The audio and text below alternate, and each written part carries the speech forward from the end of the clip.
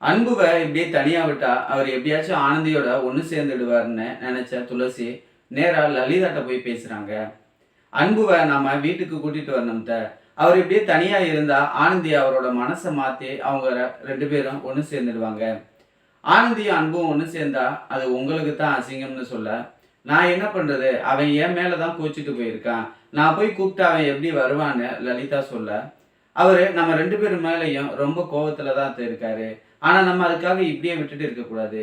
நம்ம நேர்ல போய் அவர பார்த்து பேசினோம்னா, அவர சமாதானப்படுத்தி நம்ம வீட்டுக்கு கூட்டிட்டு வந்துடலாம்னு துளசி லலிதாட்ட சொல்றாங்க. நான் அவன பார்க்க வர முடியாது. நீ வேணா அவர போய் பார்த்து பேசி கூட்டிட்டு வான்னு லலிதா சொல்ல, துளசி அன்புவ பார்க்கறதுக்காக கிளம்பி போறாங்க. இதுக்கு இடையில யாழினி ஆனந்திய பார்க்க ஹாஸ்டலுக்கு போறாங்க. எங்க அண்ணன் அங்க தனியா இருந்து கஷ்டப்படுறாரு. எங்க அண்ணன நெனச்சு எங்க அம்மாவும் வீட்ல ரொம்பவே அழுது புலம்புறாங்க. எங்க அண்ணன நான் வீட்டுக்கு கூப்பிட்டா அவரு வரமாட்டேங்கிறாரு. நீங்க ஏதாவது பேசி அன்புவ வீட்டுக்கு வர சொல்லுங்கன்னு ஆனந்திட்ட யாழினி சொல்ல, நான் எவ்வளவோ சொல்லி பார்த்துட்டேன். ஆனா அன்பு எதுவுமே கேட்க மாட்டேங்கிறாரு. இதுக்கு மேல நான் என்ன பண்றது? சாப்பிடாமயும் பட்டினியா இருக்காருன்னு ஆனந்தி யாழினியும் பேசிட்டு இருக்கும்போது அங்க வார்டன் வராங்க. நீ இப்படியே சொல்லிக்கிட்டு இருந்தா அன்பு சமாதானம் ஆக மாட்டான்.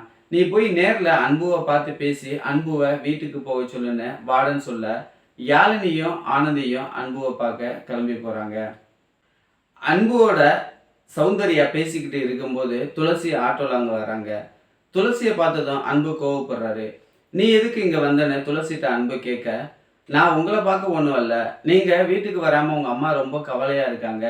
உங்கள கூட்டிட்டு வர சொன்னாங்கன்னு துளசி சொல்ல, நான் வீட்டுக்கு வர முடியாதுன்னு துளசிட்ட கோவமா பேசுறாரு அன்பு. அதே நேரத்துல யாழினியும் ஆனந்தியும் அன்பு பார்க்க வர்றாங்க. ஆனந்திய பார்த்ததும் அன்பு ரொம்பவே சந்தோஷப்படுறாரு.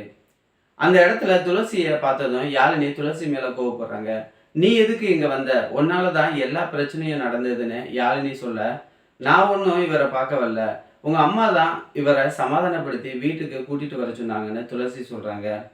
அங்க வந்து ஆனந்தியும் அன்புவ வீட்டுக்கு எப்படியாவது கிளம்பி போங்கன்னு கெஞ்சுறாங்க. நீ இல்லாம நான் வீட்டுக்கு போகவே மாட்டேன்.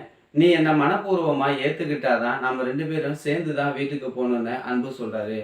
அது ஒரு காலமும் இப்போதைக்கு நடக்காதுன்னு ஆனந்தி அன்புவோட முடிவுக்கு எதிராக இருக்காங்க. நீ வரலன்னா நான் வீட்டுக்கும் போக மாட்டேன், சாப்பிடவும் மாட்டேன்னு சொல்லி அன்புவும் விடாப்புடியா இருக்காரு. யாழினி அன்புட்ட எவ்வளவோ கெஞ்சுறாங்க. ப்ளீஸ் நான் எப்படியாச்சும் வீட்டுக்கு வானா, நீ வீட்டுக்கு வந்தா தான் அம்மாவும் சமாதானம் ஆகுவாங்க. நீ இங்க இப்படி தனியா உட்காந்து கஷ்டப்பட்டுட்டு இருக்காதன்னு கெஞ்ச அன்பு ஆனா வர மறுக்கிறாரு. எவ்வளவு சொன்னாலும் அன்பு கேட்க மாட்டாருன்னு சொல்லிட்டு ஆனந்தி அங்கிருந்து அழுதுட்டே கோவமா கிளம்பி போறாங்க. துளசியும் எவ்வளவோ கேட்டு பாட்டும் அன்பு நான் வீட்டுக்கு வரமாட்டேன்னு சொல்ல துளசியும் அங்கிருந்து கிளம்பி போறாங்க.